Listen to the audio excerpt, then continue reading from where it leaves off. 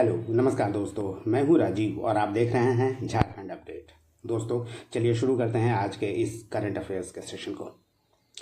और आज के करंट अफेयर्स के सेशन में हम लोग हर दिन की तरह 5 इम्पॉर्टेंट करंट अफेयर्स के प्रश्नों को देखने वाले हैं और इन सभी प्रश्नों को हम लोग पूरे व्याख्या के साथ देखेंगे। और एक अभ्यास प्रश्न आपके लिए, जिसका जवाब जैसा कि आप हर दिन करते हैं वैसा उम्मीद है कि आप करेंगे। और नेक्स्ट सेशन में इस अभ्यास प्रश्न को हम लोग डिटेल में देखेंगे, जैसा कि हर दिन शुरुआत में देखते हैं। और इसका PDF बहुत जल्द आपको मैं अवेलेबल करा दूंगा टेलीग्राम चैनल पे। आप इसे ज्वाइन कर सकते हैं अगर आपने ज्वाइन नहीं किया है तो।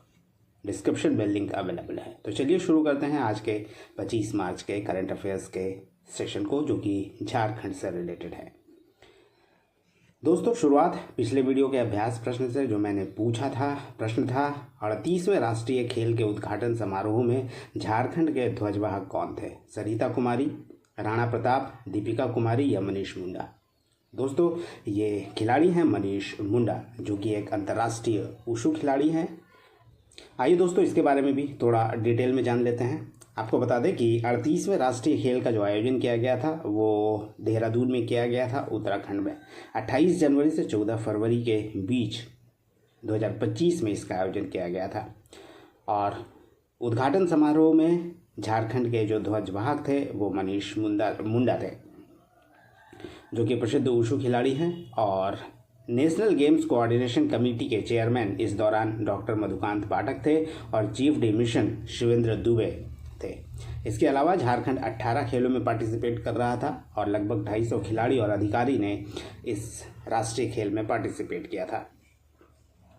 इसके अलावा इसके अगर दोस्तों मेडल टैली की बात करें तो मेडल टैली में झारखंड का जो स्थान था वो 17वां था, ये याद रखिएगा। और झारखंड को कुल जो टोटल मेडल मिला था वो तो 25 मिला था।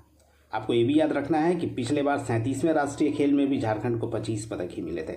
वैसे इस बार के पदक का अगर हम लोग ब्रेकअप कर लें तो 7 गोल्ड मेडल मिले थे, 6 सिल्वर मेडल और 12 ब्रॉन्ज मेडल मिले थे। इस तरह से कुल 25 पदक हो जाते हैं झारखंड को। और पहले स्थान की बात करें मेडल टैली में तो याद रखिएगा SSCB था और SSCB को 121 पदक कुल हासिल हुआ था। दोस्तों इसका डिटेल वीडियो मैंने अपलोड कर दिया है। आप अगर आपने नहीं देखा है तो आप उसे ज़रूर देखिएगा। डिस्क्रिप्शन में मैं लिंक अवेलेबल करा दूंगा। वो पूरा डिटेल एक पॉइंट टू पॉइंट आपको देखने को मिलेगा, जानकारी मिलेगा। और हर खिलाड़ी के बारे में, यानी झारखंड के कौन से खिलाड़ी ने कौन सा पदक जीता है, किस में जीता है, वो सारा डिटेल मैंने बताया हुआ है, तो आप उसे ज़रूर देखिएगा।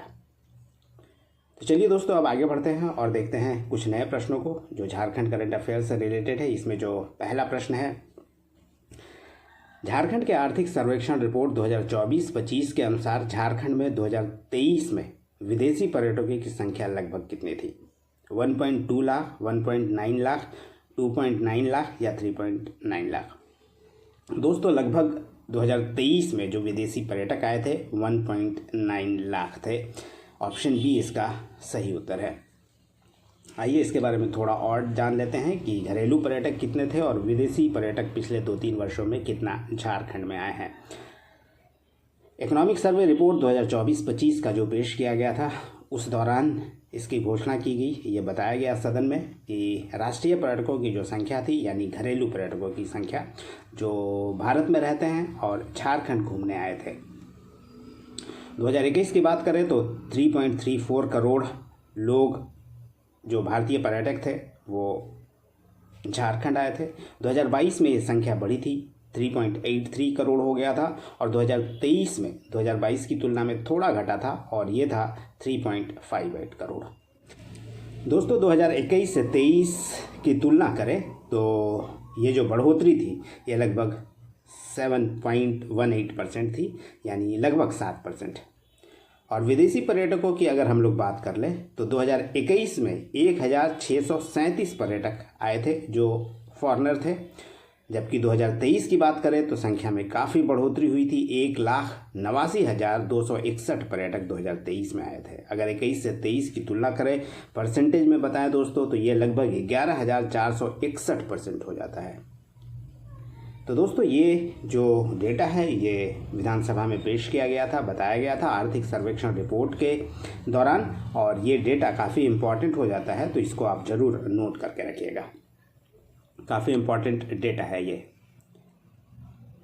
चलिए दूसरे प्रश्न को देखते हैं। दूसरा प्रश्न है 30 नवंबर 2025 को JSCA स्टेडियम रांची में किनके बीच ODI खेला जाना निर्धारित किया गया है?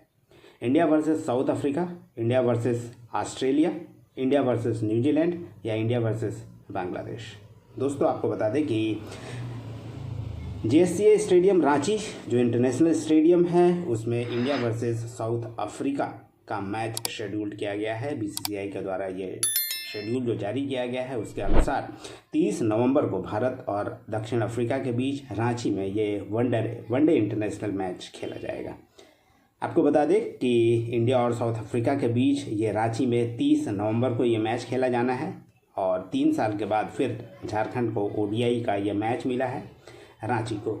और भारत और दक्षिण अफ्रीका के बीच कुल 3 ODI खेला जाना है, जिसमें से पहला मैच ही है जो रांची को मिला है, 30 नवंबर को खेला जाएगा। दूसरा मैच 3 दिसंबर को रायपुर में, और तीसरा मैच 6 दिसंबर को विशाखापट्टनम में खेला जाना है। वैसे बता दें कि इस रांची के JSCA इंटरनेशनल स्टेडियम में अब तक कुल 7 वनडे इंटरनेशनल खेला जा चुका है, और इसमें 3 में भारत जीत दर्ज कर चुका है और 2 में हारा है और शायद 2 रद्द हुआ था।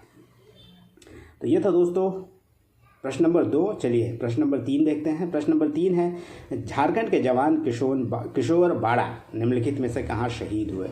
सुतारकंडी, बाघा अटारी, सिलचर या लद्दाख? दोस्तों ये किशोर बाड़ा झारखंड के हैं। लद्दाख में बर्फ़ का गोला या पहाड़ कह सकते हैं गिरने के कारण ये शहीद हो गए हैं। किशोर बाड़ा जो कि तुरतुरी पानी सिमडेगा के रहने वाले हैं। लद्दाख में सेना की गाड़ी दुर्घटनाग्रस्त हो गई, जिसमें 2 लोग शहीद हुए, जिसमें झारखंड के सिमडेगा जिले के जवान किशोर बाड़ा भी इसमें शामिल थे। 23 मार्च की ये घटना है। किशोर बाड़ा लेह में आर्मी के 699 तात्रा बटालियन में हवलदार के पद पर पदस्थापित थे, और बर्फ़ का पहाड़ वाहन पर गिरने के कारण 2 लोग शहीद हो गए थे, जिसमें झारखंड के किशोर बाड़ा भी थे। प्रश्न नंबर 4 है झारखंड सरकार ने रिजर्व बैंक ऑफ इंडिया से कितने करोड़ का कर्ज मांगा है? 500 करोड़, 750 करोड़, 1500 करोड़ या 3000 करोड़? दोस्तों झारखंड सरकार ने RBI से 1500 करोड़ का लोन मांगा है, यानी ऑप्शन C इसका सही उत्तर है। आपको बता दें कि झारखंड सरकार या कोई भी सरकार RBI से लोन लेती रहती है, उसी के तहत ये लोन लिया गया है, और राज्य के विकास योजनाओं को गति देने के लिए ये लोन लिया जाना है, जिसका डिमांड झारखंड सरकार ने किया है। और ये कर्ज FRBM यानी framework for physical responsibility and budget management के तहत लिया जा रहा है, जिसमें राज्यों को GSDP का 3% तक कर्ज लेने का अनुमति होती है, और कोई भी राज्य सरकार ये ले सकती है ज़रूरत पड़ने पर अपने विकास योजनाओं को गति देने के लिए।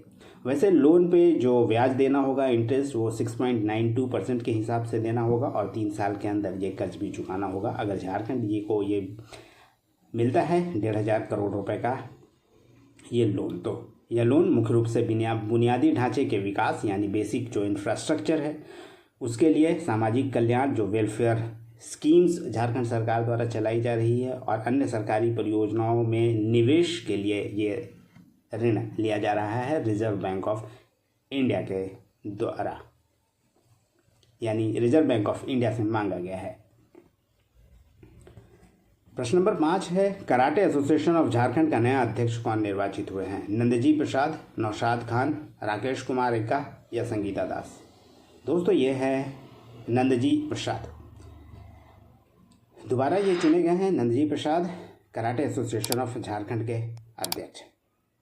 कराटे एसोसिएशन ऑफ झारखंड का AGM अभी आयोजित किया गया था, एनुअल जनरल मीटिंग, जिसमें कराटे एसोसिएशन ऑफ झारखंड की नई कमेटी का गठन किया गया। इसमें चुनाव कराया गया, और ये चुनाव जमशेदपुर में कराया गया था JRD टाटा स्पोर्ट्स कॉम्प्लेक्स में, और चुनाव जो कराया गया था ऑल इंडिया कराटे फेडरेशन के द्वारा कराया गया था। इसमें अध्यक्ष के तौर पर नंदजी प्रसाद फिर से चुनाव जीत गए हैं, और नंजी प्रसाद ऑल इंडिया कराटे फेडरेशन के जनरल सेक्रेटरी के पद पर भी कार्यरत है। ये भी याद रखिएगा, झारखंड के ये अध्यक्ष तो हैं ही, इसके अलावा ऑल इंडिया कराटे फेडरेशन के जनरल सेक्रेटरी महासचिव भी हैं। और नई कमेटी का जो गठन किया गया है वो आने वाले 3 वर्षों के लिए किया गया है। दोस्तों चलिए अब आज के अभ्यास प्रश्न को देखते हैं। और आज का अभ्यास प्रश्न है, झारखंड के प्रधान महालेखाकार के पद पर किसे नियुक्त किया गया है? राजकुमार अग्रवाल, चंद्रमौली सिंह, एल खियांगते या इंदु अग्रवाल? इसका जवाब आप कमेंट में कर सकते हैं। नेक्स्ट सेशन में इसे हम लोग डिटेल में देखेंगे।